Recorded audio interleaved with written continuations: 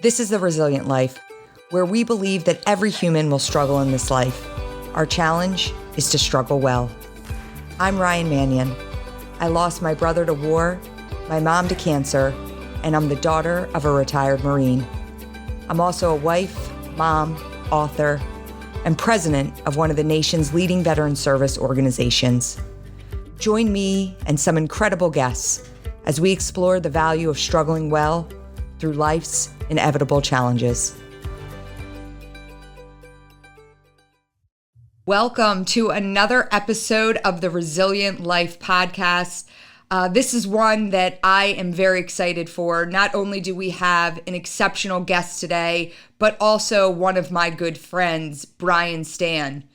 Brian is a retired American mixed martial artist and decorated U.S. Marine who competed as a middleweight in the Ultimate Fighting Championship following his military service. After an impactful military career, Brian fought for 8 years in the UFC before serving as a color commentator for UFC and Fox Sports. He also spent 9 years as the CEO of Hire Heroes USA, a nonprofit dedicated to helping veterans enter the workforce. Brian currently serves as the COO of First Key Homes, a leading and growing provider of single-family rental homes nationwide. A proud father of 3 beautiful daughters, Brian is a graduate of the United States Naval Academy and holds an MBA from Northwestern's Kellogg School of Management. Welcome to the Resilient Life, Brian. Awesome. Thanks so much for having me, Ryan. I really appreciate it. Thank you for that wonderful intro. Yes. Well, as I said, Brian not only is going to be an awesome guest, I'm so excited for this conversation, but I was thinking about it, Brian. I think the first time I met you was Travis's, second plebe year, we'll call it, his second plebe year. So you were a sophomore at the Naval Academy, football player there, and I remember that Travis, speaking about you, and I've told you this before, Travis, he always found kinship in people from, common things. And you were another PA boy attending the Naval Academy.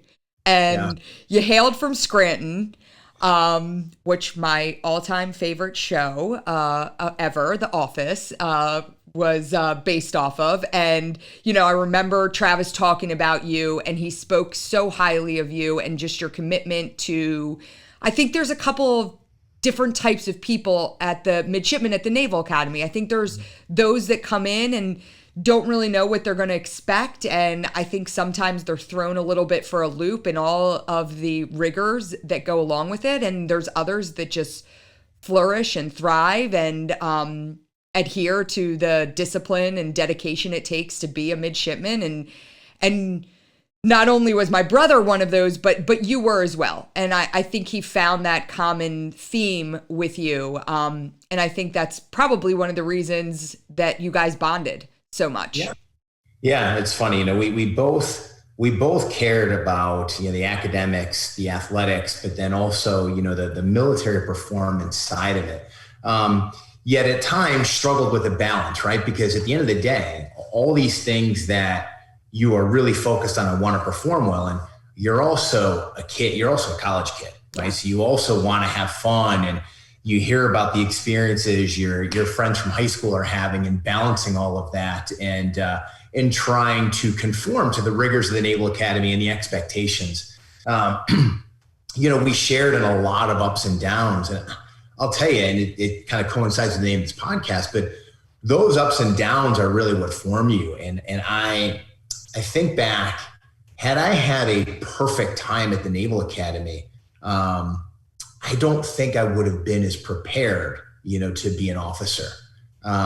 Those down times are really essential to getting you to be the person you want to be, to learning from those mistakes, but then also being able to deal with adversity. And hey, there's going to be times where you let yourself down and you let other people down. And it's usually, for really competitive people, it's usually easier for them to obtain forgiveness from other people than it is from themselves. And both Travis and I would struggle with that. We were our own hardest critics.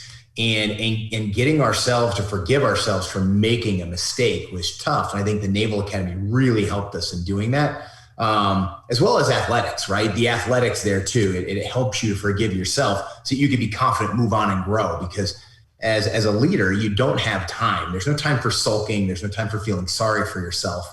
And you don't really get days off from leadership. So you've got to be able to recover quickly. Yeah, absolutely. So tell me about what drove you to attend the Naval Academy. Now, you were born on a military base in Japan. That's right.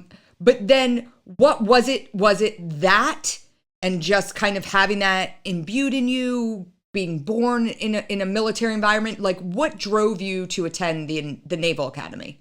I think that one of the biggest things, the aura around the military academies was such that, hey, this was the harder path. This was the path less chosen. Why would you want to do that to yourself? Why would you want to go do that? And those things, to alphas tend to attract you. Like, wait a minute, I'm not supposed to, okay, then that's what I want to go do. You're telling me I shouldn't, then I'm going to. The other piece was, I was always pretty intense. I was always really serious, and I got teased a lot by my family for growing up. And in high school, I tended to take things very serious, and it sometimes would make it difficult to maintain friendships and relationships because every practice mattered to me, every class mattered to me, and sometimes it's a little much for people when they're 16 and 17 years old. Yeah. So I thought, okay, here are institutions that really people who are more serious about life can thrive. And there was just this attraction to it. And as I started getting recruited by these really good schools, it got me excited. I didn't think, some kid from Scranton can not only, go to college and go to a good institution, but now, because my combination of academics and athletics, I had some opportunities here to maybe go to a really good institution. And so I remember I went to West Point the first time on a Friday with my mom, and the coaching staff was supposed to have a player there to meet me. And then the recruiting coordinator was supposed to meet me for lunch there and kind of show me around. Well, somehow they got their wires crossed and nobody showed. And someone from the football team saw me there, and he grabbed my mom and I, and he toured us all around, and he apologized for them forgetting their meeting. Well, on Monday, we went to go see the Naval Academy, and I had no appointment there. I walked up to their football offices. I handed them my tape. I said, I've gotten letters from you guys, but we haven't met. And their coaching staff that day could not have been nicer to my mom. I mean, they made her feel so important. And obviously the campus is beautiful. The institution's very prestigious, and I just fell in love with it. And I couldn't believe how respectful they were of my mom. And I remember when I told the head coach at Army that following week that, they forgot, and like, hey, Navy was very well prepared, and their coaching staff called me if they watched my tape. I was sold at that point. I was a junior, and I really didn't give any other school that was recruiting me a chance. I wanted to go there. And there was a kid 2 grades above me in my high school. His name was Clint Cornell, and he was a phenomenal athlete. He was state champion in both swimming and track. He broke all the state records in swimming. He was also a phenomenal student, and he could have gone to any school in the country. He got full scholarships to all of them. Stanford, he got into every Ivy League school, and then every major swimming school, full scholarship. And he chose to go to the Naval Academy. Wow. And I really looked up to him. This was a kid where both athletically, academically, he was great, but also as a character-wise, spot on. And I emulated him. And when he made that choice, it really intrigued me. What made you want to go there? And when he would come home from the academy and tell me about it, I was hooked from that point on. And his younger brother was also was really the only guy from high school I still communicate with. We're very close friends. He would end up being an officer in the military as well, all 3 of us. So that's really where it started. And as I look back, God, I'm getting old. I'm pushing on a 20-year reunion here. I don't regret it at all. I think if given the opportunity, I would choose it every single time. There are 0 regrets for going there. Yeah. And, you think about it. I think about it a lot. And I should preface this. I mentioned it in the beginning when I said I met you Travis's second plebe year. So for those that don't know, Travis went to the Naval Academy entered in class, would have been class of 2003, your graduating class, and he ended up leaving. And you talked about some of the challenges at the Naval Academy, hearing what your high school friends are doing and everybody else. And I was that person, because Travis and I being a year apart, he was a freshman, I was a sophomore in college, and I was the one not really understanding when I'm calling him up and telling him, oh my gosh, I'm going to this frat party and I'm doing this and I'm doing that, that he didn't have those same options as a freshman, or a plebe as it's called at the Naval Academy. And I mean, it was more than that, but I think, you know, it made him question things to the point where after that winter break, he left the academy and he went to Drexel, walked on to the lacrosse team, started as a freshman on the Drexel lacrosse team.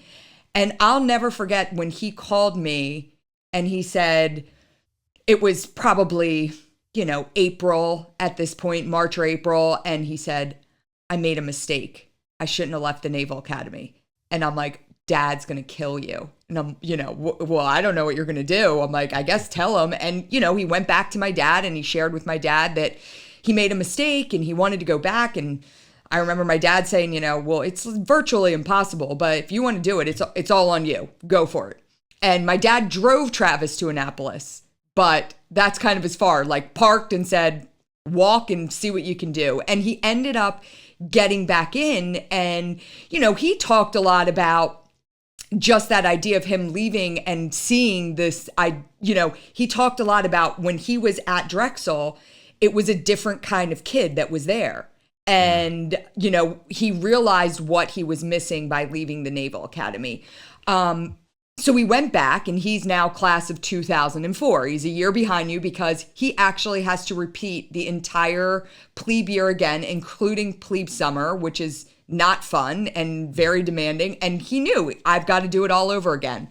But he did it. And so I think so much about guys like you and Travis and those that were around those years coming in as class of 2003 and class of 2004, and how you entered into the Naval Academy. You entered in peacetime, where literally there had been no major conflicts in many, many, many, many years, right? The last time we had been I guess there was our brief Gulf War, but before that, the last major conflict was the Korean War, right? Yeah. I mean, you think about, my dad was a Marine for 30 years, and he always says, like, I did less in 30 years than this generation did in 1 and 2 years, you know, just with the tempo of deployments and everything happening.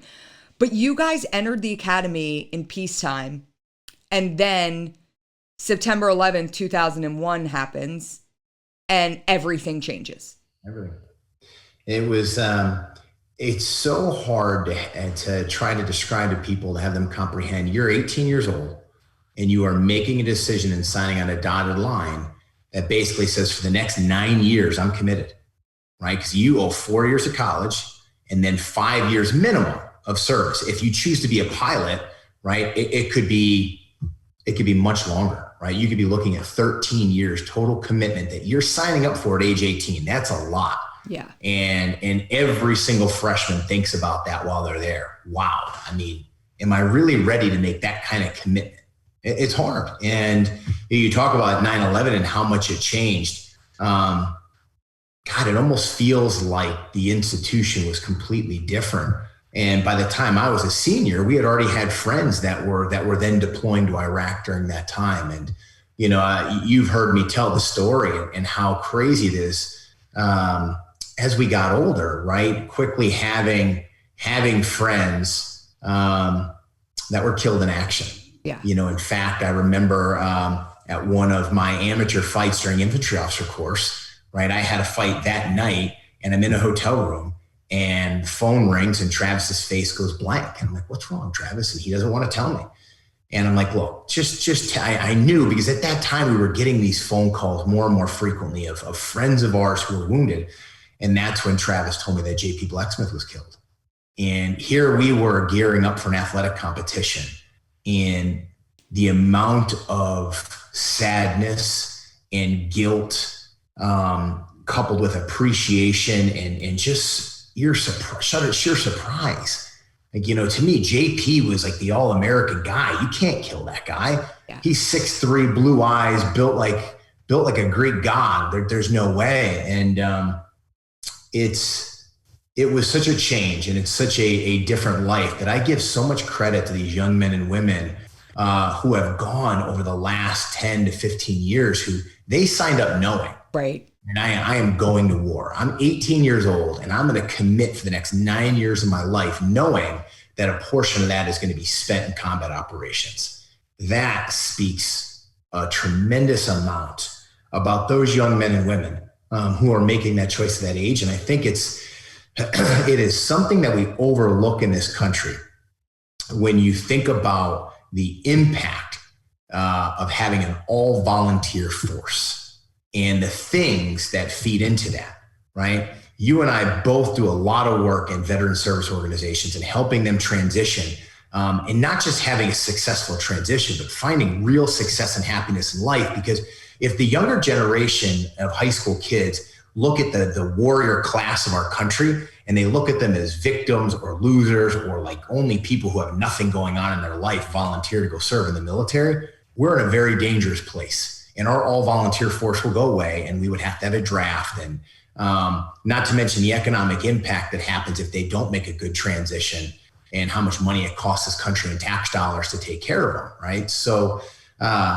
it's incredible. And I think that organizations like Hire Heroes USA, like Travis Manion Foundation, people like you and the people you work with who have dedicated their lives towards this warrior class, what they do for the power of this nation and the power of our U.S. military to keep that warrior class viewed upon as elite, viewed upon with prestige, so that we can attract those young men and women out of high school who will make that commitment and say, I will do this. It is so powerful for our nation, because we forget how evil the world can be, right? And the reason that evil never reaches our shores very often is because of those men and women. And so it makes us all, and we should take great pride in some of the work we've done. Yeah, absolutely. And I think about that a lot too, you know, just this idea, not only the contrast of you guys entering into essentially the military when you entered into the Naval Academy in a peaceful time, and those that have signed up post to September 11th, and the credit that they deserve for stepping forward. And, you know, I mean, I think we shouldn't be blind to the fact that some people probably would have made a different decision having known, you know, and it's pretty incredible. And I think, you know, I definitely wanted to talk about that. I remember hearing when I think it was Ronnie Winchester was killed. And that was the first person. I didn't know him, but he was a Naval Academy grad. And just hearing that someone from the Naval Academy, a Marine from the Naval Academy, had been killed was like, you know, it all of a sudden put everything in perspective. And then I remember when JP was killed, because of the effect it had on Travis, the effect it had on you, and again, it was one of those, like, how could JP Blecksmith be dead? He was just like this all-American guy. I don't know. It for me, it hit me because it made me feel like, wow. And at this point, Travis had not deployed yet. You hadn't deployed yet. And, you know, you knew that time was coming. But I'm trying to think back. I'd love to talk a little bit about, and I'm trying to find the sequence. Ronnie Winchester was killed. And then was your friend Brett, was that before JP? It was. So we found out that Ronnie Winchester had passed away on a Thursday. And then the following, I believe it was the following Monday, everybody started calling each other, or it was Sunday, the following Sunday, everybody found out about Brett. And I remember it was actually Paul Fisher, a fellow Pennsylvania guy who was in my company at the Naval Academy, called me hysterically crying, telling me that Brett was dead. And I said, no, it's not Brett. It was Ronnie Winchester. Ronnie died. He died in Iraq. And he was like, no. And I couldn't believe when Brett passed away, it was so surprising, right? Wait a minute, how did he die? Brett's in North Carolina. And it's a pretty crazy story because I would end up the deployment that Ronnie Winchester was killed in. I actually got to Iraq at the end of that deployment, and I turned over with his exact platoon and the platoon commander that replaced him. And so I had the chance to meet with a bunch of Ronnie's Marines and hear about the type of leader he was. And I mean, those kids would lay down for him. They loved him. And Ronnie was a fighter. He was a warrior through and through. And fellow football player with you at Navy. What's that? I said, and fellow football player, him and JP. Fellow football player. Both played football. Forget, we would always have a senior would give a speech on the Friday walkthrough to the team before the game on Saturday. And I'll never forget his. And I remember him talking about, I may not be the greatest offensive lineman. I may not be the greatest student. I may not be great at this and great at that, but I'll tell you what I am great at. And that's fighting. You beat me in a fight, and I'm coming back with a bat. You knock me down, I've got the bat, I'll come back with a rock. I'm never going to stop stepping back up to the plate and fighting. And not just for myself, but for all of you next to me. And that was his mentality. Yeah. That was his mentality. And it was wild how interconnected all of that was, because obviously I turned over with Ronnie's platoon. I ended up going to the unit that Brett Harmon was in. Brett Harmon was in 3rd Battalion, 2nd Marines. And that's where I actually joined. And so I met Brett's Marines, and we actually named the battle position in Iraq during my first deployment, called it BP Harmon, when we established it after Brett. And then obviously Travis and I traveled to Brett's funeral together, where Joel shared. Yeah, let's talk first, just so the listeners understand. So Brett was a Naval Academy grad with you guys who was actually home from deployment. Yeah. And just tell the story of what happened to him. Sure. Brett Harmon went with a bunch of Marines, actually great friends of mine now, Joe Clemmy, who was one of his very close friends from the basic school and infantry course. They went to an NC State football game, and some of Brett's great friends from Chicago flew in to visit him. And Brett was just this infectious personality who was such a great friend. And so he always had people traveling in to see him because people liked him so much. Anyways, they're at this tailgate at an NC State football game, having a good time. And they see this car driving through the tailgater wildly, and it almost hits a kid. And so they wave down this car, and 2 gentlemen get out of the car screaming at them and start a fight with them. And they realize that these gentlemen are drunk. They're drinking and driving, and they're going to hurt somebody. And a fist fight actually ensues. And obviously Brett Harmon, being a wrestler at the Naval Academy, being a Marine, he could handle himself fine. I think they neutralized everything and sent the kids packing and leaving. Go home. You need to leave. And everybody at the tailgate is all excited. They got these troublemakers out of there. Well, several hours later, after the game was over at the tailgate, the 2 gentlemen return, and they return with a firearm. And they go up to Brett's friend from Chicago and shoot him point blank. And as Brett sees this, he runs up to stop them and jump in front of the gun, and he gets shot as well. And he would eventually die in Joe Clemmy's arms in an ambulance. And God, I remember hearing the story from Joe Clemmy, who when I joined 3-2, but it was just heartbreaking to see someone with so much promise, so much leadership, and so much to give pass away like that. But at the same time, it's just, when you go to the Naval Academy or you join the military and you get around these people who make the choice we talked about, it's really not that surprising. These are men and women, when they hear gunfire, when they hear a problem, when they hear people who need help, they run to it, not away from it. They think externally about the other people long before they think of themselves. Yeah. And you just don't find that in everybody. And I think sometimes about that act and what that was like, that split-second decision that Brett had to make when he sees that firearm out. Trigger's already been pulled, and one person already hit at point-blank range, and to make the choice to run and get in the way of that and try and take that weapon, it's an incredible decision to make at such a young age, and just speaks volumes about the man that Brett was. Yeah. So I want you to continue on with the story because I think this is something that you wrote about in your book, The Heart for the Fight. And I just think it's such an awesome story. You're traveling to Brett's funeral with Travis. Yeah. And the former head wrestling coach of the Naval Academy, Joel Sherritt.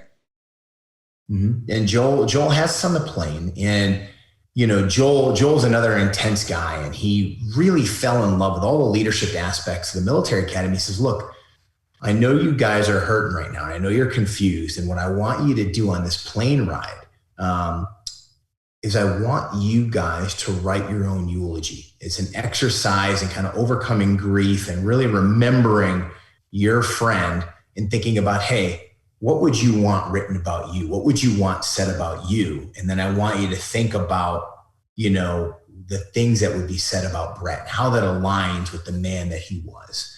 And Travis had such a hard time with it. And I remember he was getting really frustrated. And part of it was just sadness, right? I mean, Brett was a brother to him, and he had a hard time really thinking about what do I want said about me? One, he just wasn't ready to go and say goodbye to anything. And the other thing was he was just humble, right? Anything that he wrote down that he wanted people to think about him and his time here, he felt really weird writing. Like, I don't want to write this and think that somebody's going to say something like this about me.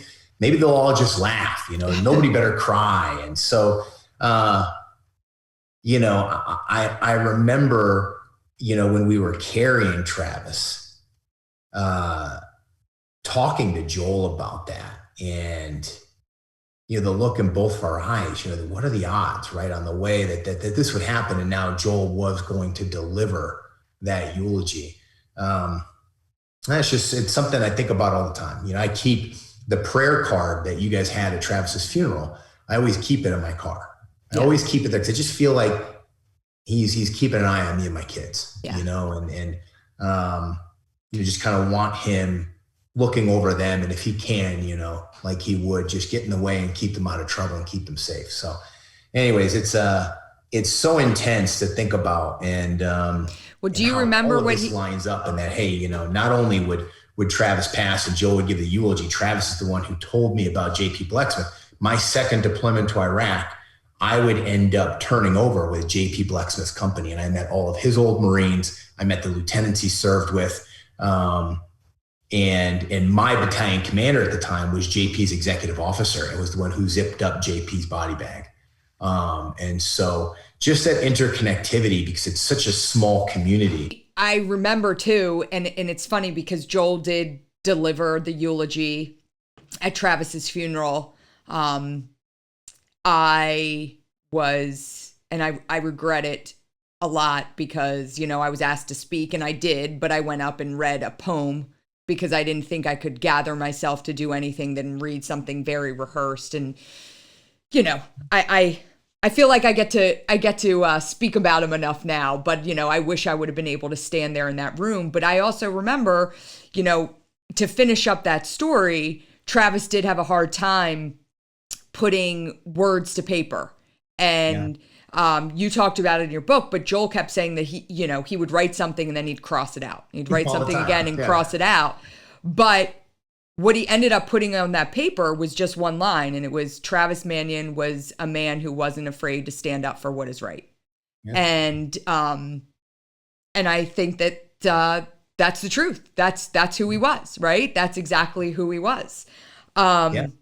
So I want to talk a little bit because I love telling people, I don't know if it's too far of a stretch, but, when people talk about Brian Stann and I'll say, oh, if it comes up in UFC and I'm like, well, Brian Stann, I know a UFC fighter. And they're like, oh, Brian Stann? Well, yeah, of course I do, and then I'm very quick to say, well, Travis was one of his first quartermen, and helped him out on the mat with some of the wrestling moves. And I'd love to dive into a little bit because, how does a Marine become a UFC fighter? I mean, it essentially happened in the Marine Corps. That's where it started. So tell us a little bit about that journey and the journey from, the Marine doing some amateur fights to all of a sudden you're on the big stage and I'm ordering your pay-per-view and then holding my hands over my eyes because I can't bear to watch you being in a fight. It's so typical of guys like, and I don't want to compare myself to Travis in every aspect for sure. It's just a different level, but we were always searching for like the next most intense thing. And when I finished my gray belt in McMap, the instructor at the time actually showed us some UFC footage of the moves we were learning. And at that point, I really realized, wait a minute, I'm actually for the first time learning some practical moves that could be used in a real street fight. And I met some of the guys that taught at the Martial Arts Center of Excellence in Quantico and found out that they were doing grappling tournaments. They had this one master gunnery sergeant, Ricardo Sanders, who was doing Thai fights and kickboxing fights all over the country on his weekends. And I was like, okay, enough's enough. I got to sign up for one of these. And they had us reading a lot of these different books on the psychology of combat. And in some of them, it really talked a lot about warriors freezing up in combat, not being able to pull the trigger or fire accurately, panicking. And that's every officer's worst fear. In the heat of the moment, when I need to be making the calls and they're looking at me for answers, when the rounds are flying and we're clearing rooms, will I be there? Will I be the person I want to be? Will I be the leader I want to be? Or will I fold under the anxiety and the pressure? And I thought, okay, if I can schedule some of these sanctioned fist fights and deal with that anxiety, because I remember getting in street fights as a kid, that was the worst thing, was all the nerves that you would get, then maybe that will help me. And so that's what I did. I figured, okay, I'll go get 2 or 3 amateur fights. People will think I'm a badass. Cool. It'll give me some confidence. And then that'll be that, right?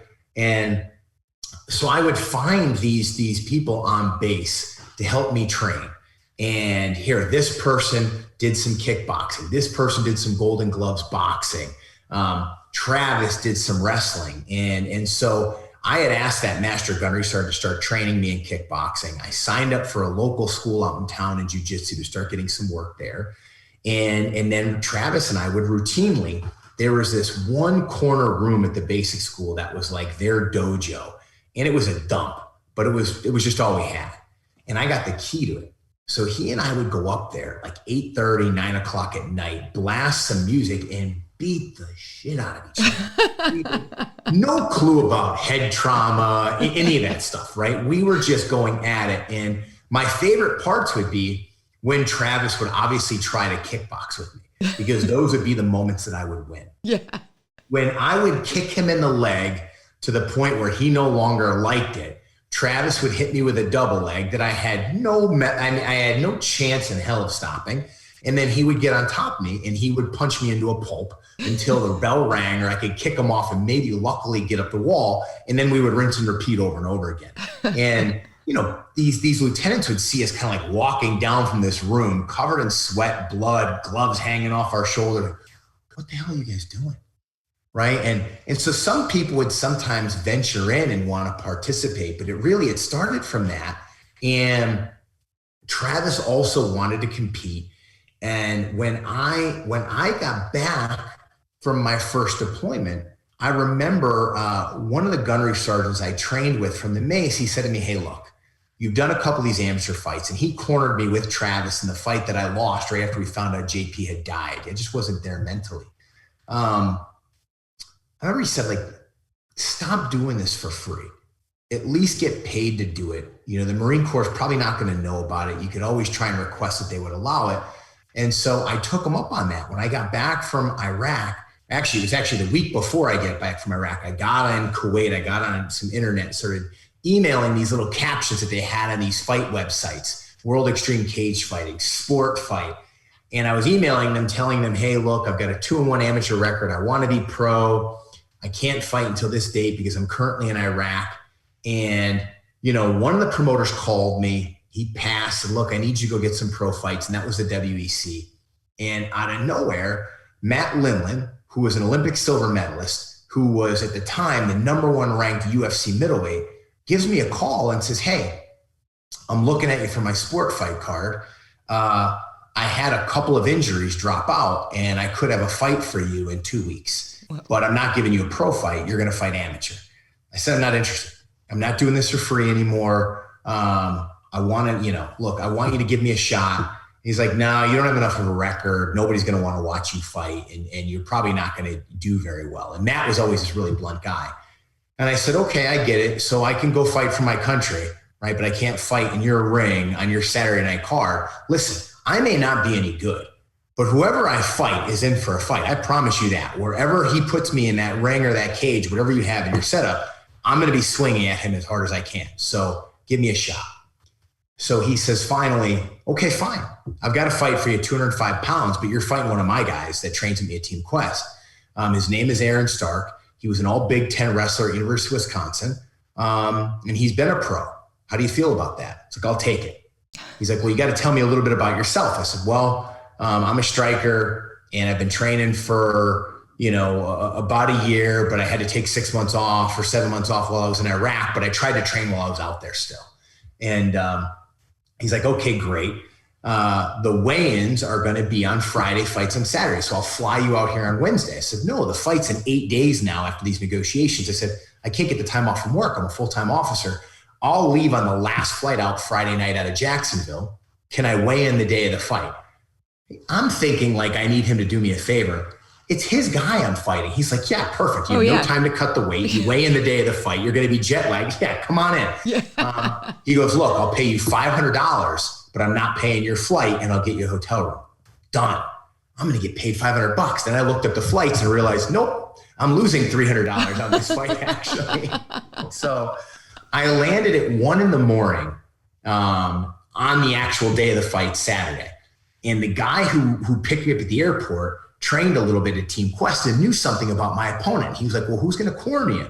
I said, well, I've got one guy flying in from Scranton who I don't train with, and I need somebody else. He's like, well, I'll do it. I was like, you're in. So I found my corner man on the ride to the hotel. Oh my God. Waited in the morning of the fight. And when you come back from war and just the intensity that you deal with there on a daily basis, I remember leaning on the corner in the ring as my opponent was walking out. We were in the Rose Garden Arena, which is actually where the Trailblazers place. It was actually a pretty big stadium. I remember looking around, I felt so good. I was so excited to be there, which is rare. Fighters are normally throwing up in the background before they walk out because of the nerves. Here I am. I've got nothing to lose. Yeah. Nobody in here knows who I am, right? I got a couple of Marines knowing that I flew out for a fist fight, so I really don't want to get my ass kicked, but I remember looking at my corner like, I feel great. And anyways, the fight went as you would expect. He took me down a couple of times and, I didn't really know how to handle him there, but I got back up and he went for a single leg and he had my leg up in the air with both his hands. So he had nothing to block his face. So with one leg on the ground, I punched him twice and he dropped. And from there, I hammer fisted him while he was holding on to my ankle, trying to take me down again. I hit him so hard, Ryan, I swear I could feel his brain shifting in his skull until the ref stopped me. And at that point, I'm like, holy shit, I actually won. Like, what a scam. I actually won this fight. I don't know what I'm doing. I'm training with a bunch of Marines who don't fight, with no cage, no walls. I jumped up on the ropes. I'm pointing to people in the crowd. I don't know anybody there. And they're like, who is this guy? What the hell is going on? And anyways, it was awesome. And, I had to walk home. I had to walk to my hotel from the arena because we missed the shuttle. It was just a mess and it was raining, but I didn't care. It was so much fun. I remember getting back to my unit and Colonel DeGrossier, who was my new battalion commander at the time, was like, Stann, how'd the fight go this weekend? I was like, I won, sir. He's like, I love that you do this shit on the weekends. That was his only response. Like he had no issue with it. Just knew that he had a Marine doing a legal fist fight on the weekends. Why not? Yeah. And then, so from there, you kind of had to win that fight for your career to take off, because had you done what they probably expected you to do, get your butt kicked, that would have been it, because you really tried to sell yourself with the hard sell on the phone. You convinced them, and then you go out, you win. And like you said, you had nothing to lose. You're in this arena.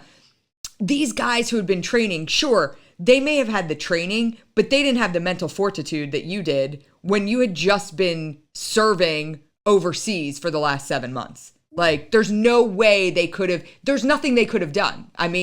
There's nothing they could have done to get to where you were mentally and have that mental preparation. You go from getting shot at and blown up on a routine basis to then going into a fist fight. The worst thing could happen is you get knocked out. You're like, okay, I'll take those odds all day. Right. It was interesting, because of my military background. The promoter from the WEC was smart, and he had kind of read up and found out a little bit about my military background, and he gave me my second pro fight, and he gave me a favorable matchup against this tall drink of water who was a kickboxer who I knocked down 8 seconds. And a bunch of Naval Academy guys flew in to watch the fight, and they were so pissed because they spent money to come watch this thing, and it was over so quickly. But I think that while I was on my second deployment to Iraq, ended up being purchased by the UFC. Okay. And the UFC decided, we're going to keep the WEC brand. We're going to rebrand it, but keep the name. And we got a television contract with the Versus Network. And so 6 weeks to the day of me landing back from my second deployment, that promoter scheduled me for a fight. He flew me to Las Vegas, and he said for a photo shoot, but what he was really doing was he wanted me to train with these UFC fighters in Las Vegas to see, is this kid any good before I invest money in marketing him? Mm-hmm. So my first fight was going to be on the untelevised portion of the card for the WEC. So I go out, he takes me right to Randy Couture's gym in Las Vegas. And I am now training he took me to a different gym in the morning. I get into this gym, I know nobody. And I'm in a ring about to spar with this guy named Roy Big Country Nelson. He's a 265-pound heavyweight that wasn't in the UFC yet, but would be soon and have a very lengthy career. I had no business being in there. I don't know what the hell. I still have sand in my ears, right? He starts hitting me with overhand rights and almost knocks me out of the ring. I've got no mouthpiece in, and I just basically start fighting for my life. We sparred for 3 straight rounds that day. I am sure I lost an abundance of brain cells trying to just survive in the ring with him. That night, he takes me to Randy Couture's gym, and I'm sparring with Forrest Griffin, who had recently won the Ultimate Fighter, won his debut fight in the UFC. And the coach tells him, hey, Forrest, he's got no mouthpiece. And Forrest goes, that's okay. He's in the military, right? He's got free healthcare. And starts blasting me, chips my teeth. I remember going back to my hotel that night and thinking to myself, what the hell am I doing? I won my first 2 fights easy. And all of a sudden, I thought I knew what the hell I was doing. Like, I had this swelled head, like, oh, I'm a natural at this sport. Yeah. Bullshit. You don't know a damn thing. And I remember feeling so weak for thinking that at the time that I immediately booked a return flight for a couple weeks later. I'm going to take leave. I'm going to come back out here and train with these guys again. I'm not going to get scared out of doing this. And so I would go on and win a couple of fights in WEC. I won their title as an active duty Marine, which was just wild. I would then get out of the Marine Corps, lose that title, and then be moved from the WEC after that loss to the UFC. And I had built up enough of a name in the WEC that they wanted to bring me over. But the matchmaker, Joe Silva, at the time at the UFC, really had his doubts about me. He didn't like the way the WEC marketed me. They shoved me down people's throats because of my military background. He also knew I wasn't that good. And so it was basically going to be sink or swim. So I lose my debut fight in the UFC against a guy who had over 35 plus fights and much more experience. And then my next fight is going to be against a guy who just beat me 7 months before in the WEC. I'm going to fight him for the 3rd time. And I moved my training to Albuquerque, New Mexico. And I remember going to Jackson Winklejohn MMA down there in this gym full of champions and elite fighters, but the gym was a dump. It had chicken wire all on the outside of it so that homeless people and thugs didn't break the glass. It was so filthy and nasty. Yet I walk in there and there's Rashad Evans, Keith Jardine, Joey Villasenor, George St. Pierre, Nate Marquardt, all of these top 10 ranked people in their weight classes. And I got the snot beat out of me. But what I noticed was they would beat me. They would beat me in different areas, but then they would teach me. And that was the culture at that gym. And because of that, right, that next fight that I was heavily favored to lose against a guy I'd fought twice before. One time I knocked him out quick. The other time he systematically broke me down. I found a way to win that fight. And that was really, I started to learn and apply the same level of rigor and discipline you learn in the military to my training so that I could catch up to these people who had been doing this sport for years before me. How do I get this much better? Well, coach, I stink in these 3 areas, but for this particular fight, I really need to get better in this one area because you can't get better everywhere all the time. So we focused on certain areas so that I could win each fight and stay in the UFC. And eventually it really began to click. And I got a fight against a guy named Chris Lieben, who was a top 10 guy. I was a 3-1 underdog. And I went into that fight knowing that the media and the UFC don't know how much better I got and that this was going to be a really easy fight for me. And so that's kind of, it's kind of how it happened, going from a very green infantry officer who throws a couple of punches and kicks in his off time to now being a professional in the highest rung of the sport and just trying to tread water and survive before you lose your damn job. Well, yeah. And I remember it was kind of this, I mean, at least for me, it was kind of this, and I'm sure for you too, because we all saw it, you were in the WEC and it was like, oh, Brian's fighting, but then you were in the UFC, you lost the first fight, but then I guess it was that second fight where you won, you weren't expected to. And all of a sudden it was like, oh, it's all American Brian Stann. You were like a name. All of a sudden it was like, Brian Stann is a name. And I remember I'm trying to think of, I don't know what fight it was, but it was not your 8-second fight, but you called and you said, hey, I want to put the TMF, the Travis Manion Foundation logo on my shorts. And I just remember being so honored by that. But also at the same time, what you're not talking about is you had also taken a new job too. Yeah. So you're with Higher Heroes. That's when you transitioned over. You're running one of the nation's leading veteran serving organizations. So it's not like, these UFC fighters, they're UFC fighters. What do? I'm a UFC fighter. You never had a time where you were just a fighter. You were a Marine and a fighter. Then you were in the civilian world, taking on leading a large nonprofit, and you were doing that and fighting.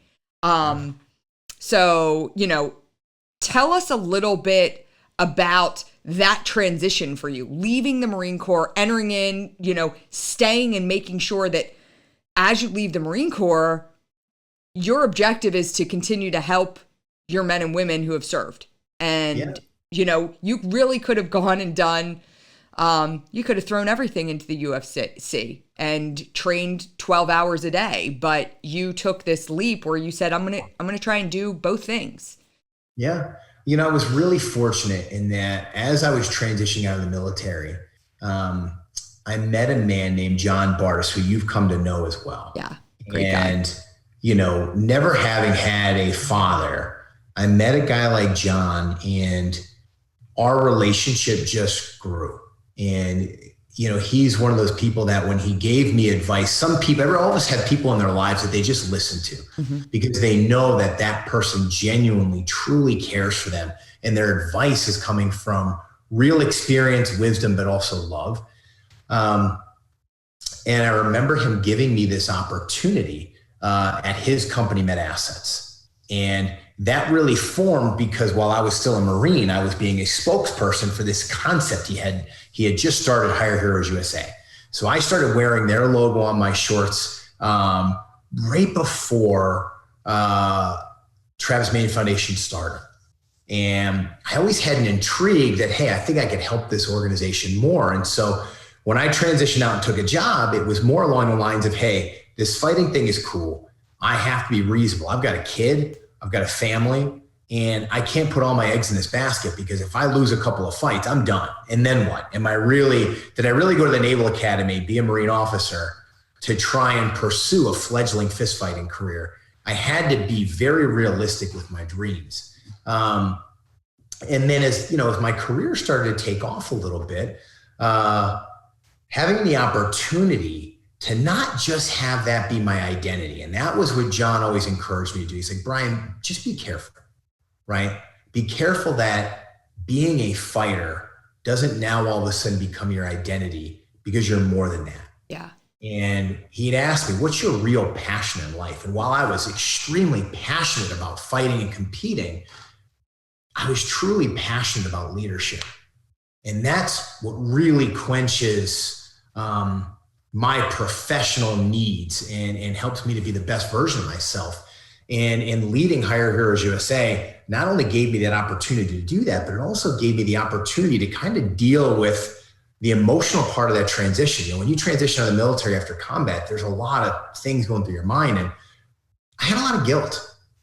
Part of me wanted to compete in fighting. Part of me wanted to be a family man and not travel and deploy all the time. Part of me wanted to continue leading Marines. Potentially, you know, I had explored some avenues on, hey, how could I go special warfare or spec ops and then maybe go to Delta? I talked to some Army officers about doing that. The Marine Corps was just starting their unit that was going to be under the Special Operations Command. And so that was something I was always looking at. And now being in the civilian world, I had a lot of guilt. And I had found a job. I had some success in fighting. How do I still give back and be a part of that community? Because it's so deeply entrenched in the fabric of who I am now. The Marine Corps is responsible for so much of who I am and the professional I am. And Hire Heroes really gave me that opportunity. Every day, in addition to training for fighting, we were able to build programs that could help other service members or transitioning service members and veterans and now military spouses achieve that same level of happiness. And we had huge veteran unemployment at that time. You know, the markets had crashed. This is 2008, 2009. The economy was really bad and veteran unemployment was north of 20%. Yep. You know, even officer friends of mine were having a really hard time finding a job, and the jobs enlisted and officers were finding were all way under their value.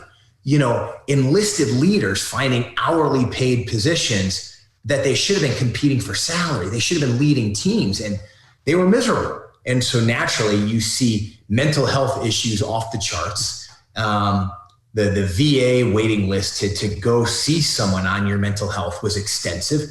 We were losing, right? We were losing, and we were being branded by other veteran service organizations as victims, right? They were running commercials about how sad it was that we have these suicides and unemployment for veterans. And they were making us look like we're a bunch of victims walking around feeling sorry for ourselves, when in reality, we were a bunch of leaders just looking for our next mission. And it pissed me off. I was so mad. And I remember taking a stand with Hire Heroes saying, that is not how we're going to market. It's not how we're going to teach. And we started going on military bases, running our own transition assistance programs, writing resumes with them, helping them to develop their strategic plan on, hey, these are my skills. This is where I want to live. This is what I want to go do. These are the certifications I need. Here's how I'm going to go attack that. Here's how I'm going to market my value proposition to an employer. And we would tell them straight out of the gate, this is how people are being portrayed and being told that you're victims. Don't you dare come into this classroom and address do not look at your transition like you have a hat in your hand. Somebody please give me something. No, go identify what it is you want and go get it, because you're qualified.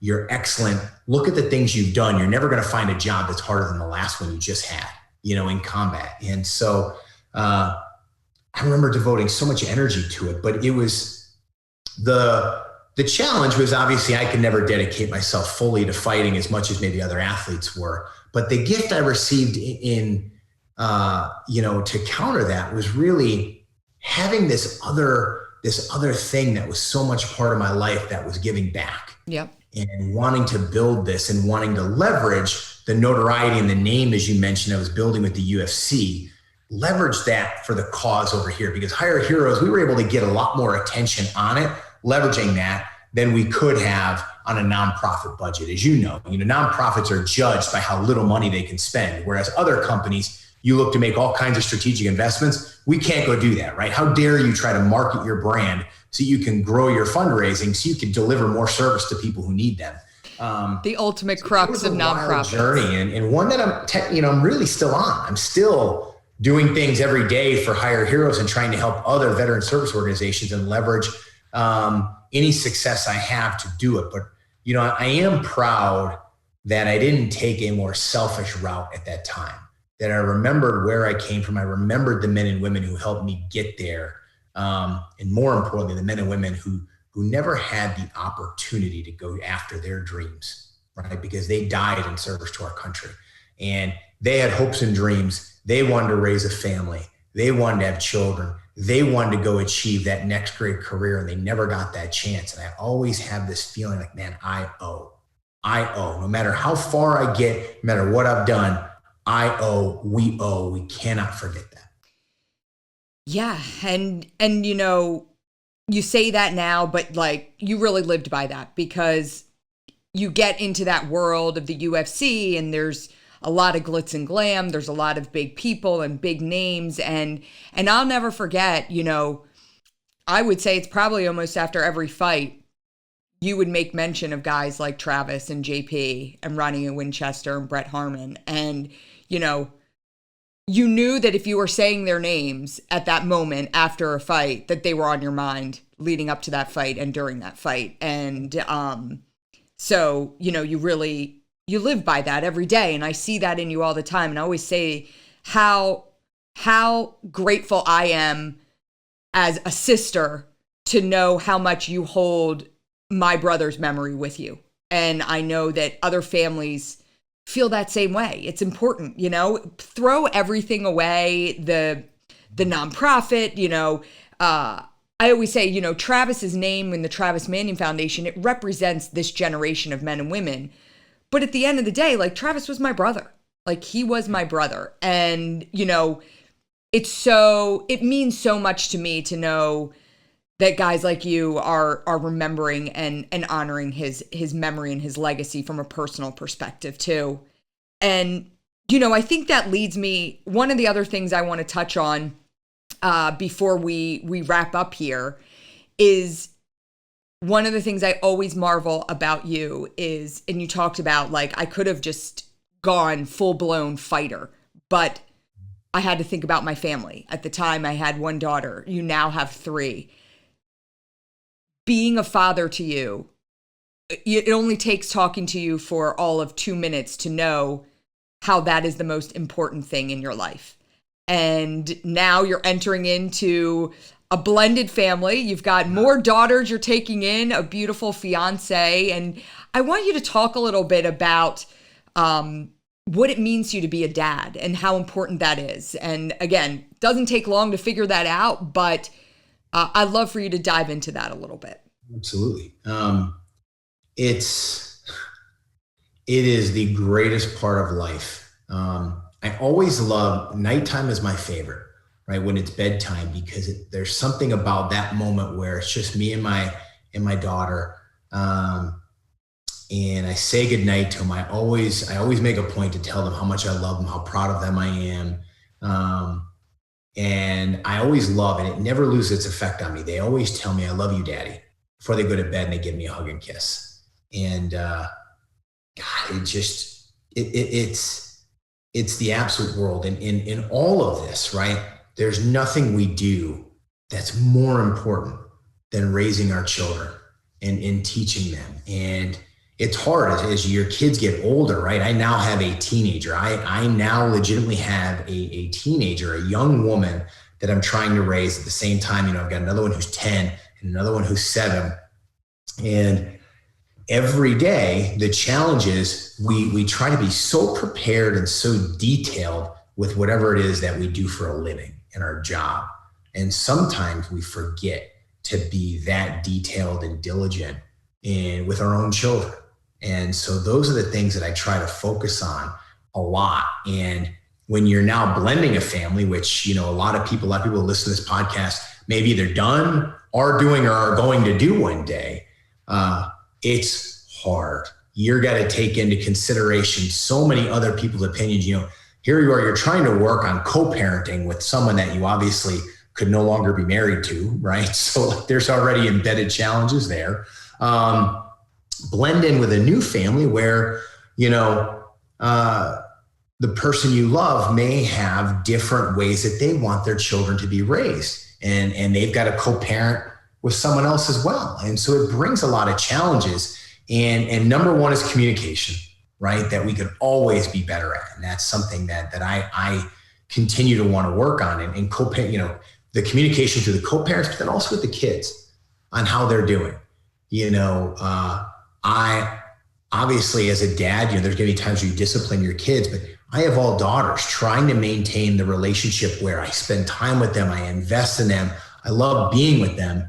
But at the same time, do they have a relationship with me where they feel comfortable to open up and let me know if there's something not making them happy, and from social things at school, who they sit with, what's going on in this world of smartphones now. And that's tricky, right? You can imagine a 13-year-old doesn't exactly want to sit down with her UFC fighting combat Marine infantry officer dad and talk about boys or what one of their friends Snapchatted to them that day. Yeah. And so, I try to wear many hats and be very approachable with her at the same time where I'm trying to share information with her mother and share information with Michelle, my fiance, on maybe conversations they're having, because she may feel more comfortable opening up on some of these things with them, right? And it's a real challenge, but it's one that I love. And my favorite time in every single day is that time when work is over and we just get that family time. The amount of laughter, my daughter's teasing me and making fun of me. My oldest daughter says I'm a nerd all the time. And it's like, I never in my life, with the things that I've done, expected that my kid would call me a nerd, right? Literally tell me, I said, hey, honey, give me a hug. She was dropping her off. She's in 7th grade now. And she looked at me, she's getting dropped up in front of the school. I want a hug. She looked at me crazy, threw a one arm out there kind of awkwardly like this and got out of the car. She's going to be embarrassed other kids seeing her, right? And I'm like, God, I remember being that way with my mom when I was in middle school, and now I'm that person. Yeah. How did we get so uncool, right? Yeah. What happened? Right? What happened? Now I'm an old man. I'm a nerd. But if I could give any advice, none of us are perfect parents, but for me, it's really a lot of people can do the easy things in parenting, right? You could show up to the game, you can transport them to where they need to go. But there's a choice every day with our kids that we have to make. And sometimes those choices are, hey, I'm going to pick up the remote and I'm going to watch some TV, or I can go over there and help my kid with this assignment. I can go do something for myself right now, or I can pick up the soccer ball and play with my daughter, or I can stunt them because they're working on their cheer stunts and things of that nature. And, I really try to focus on that choice every day. And it may sound, it may sound cheesy saying it because I'm on this podcast, but a lot of what drives me to make that choice for my kids each day is the memory of people like Travis, of my Marines and of my buddies who aren't here anymore, right? Because we both know the kind of father Travis would have been, right? We both know that. Yeah. I know the type of father JP would have been. JP talked about his dad all the time, and having talked to JP's father, right? I know the type of father that Doug Champlin or Renee Martinez or Mike Brown, the Marines that I lost in combat, what type of father they would have been. They don't get that opportunity. So who the hell am I to make this selfish choice and, watch a TV show or kick my feet up if I've got an hour and a half before my kids go to bed for the night and I can spend it with them? Because that's really what I notice my kids thrive on, is knowing that I make the choice for them to be with them, invest with them, and spend the real time. When they're studying for tests, when they want to talk about their frustrations with a coach or a teacher, when they want to talk about frustrations with their friends, or they just want to play with me. They want to smile and laugh and beat up on dad and be that little girl climbing all over her father. And that's the best part of my life. And having someone like Michelle, who is so good at creating the environment and setting the stage for us to do that and keep it fun every time. I've never had the laughter that we have now with, my 3 daughters, her 2 daughters. So I'm literally in a sea of estrogen all day long. But you're the perfect person we do for trips, we go camping, we ride 4-wheelers, we play a game called Capture the Flag on Friday nights where we're running around in the dark, trying to beat each other.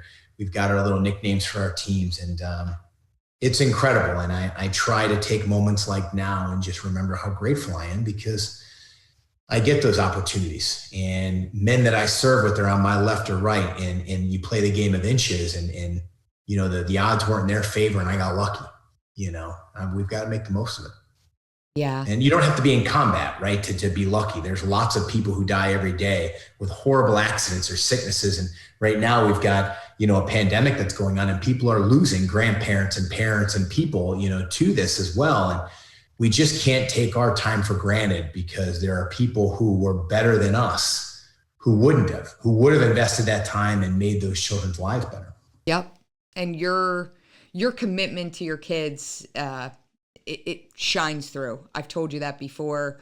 You have 3 beautiful daughters, soon to have 2 more stepdaughters. And I can't think of a better person to be surrounded by this sea of estrogen. Like you're almost made to be surrounded by women. You just have the perfect balance of patience and your kids always look like they're just having so much fun with dad. And I always say, I've got the teenager now too. And, she thinks I'm a big dork as well. And I'm like, one day you'll come around and be like, wow, mom was pretty cool. Mom did these things with me. So we just got to get it. We just got to get through that piece of things.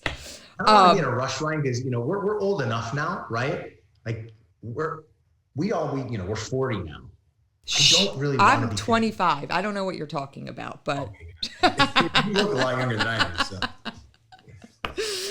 Brian, this has been so awesome. I'm so glad that we got to sit down and talk, and I'm excited for people to hear more about you, and more about your journey. I want to close today with the same question I asked everybody at the end of the podcast, and that is, what does living a resilient life look like for you? For me, it looks like every day is a new start.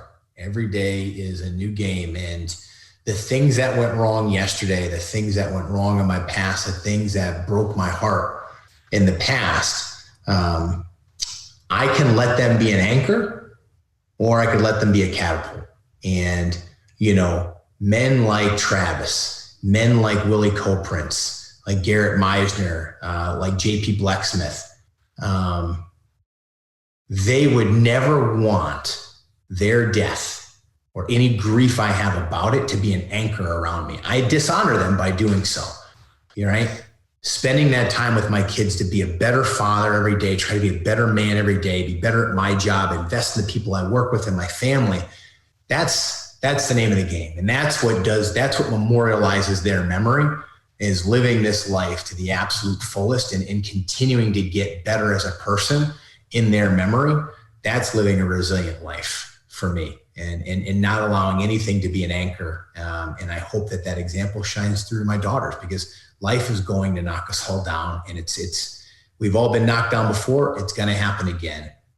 And there really is no other choice but to move forward. But I think sometimes we end up moving forward, and we keep that anchor to slow us down. We hold that grief. We don't forgive ourselves or forgive the other people around us. We let that resentment or that anger build up.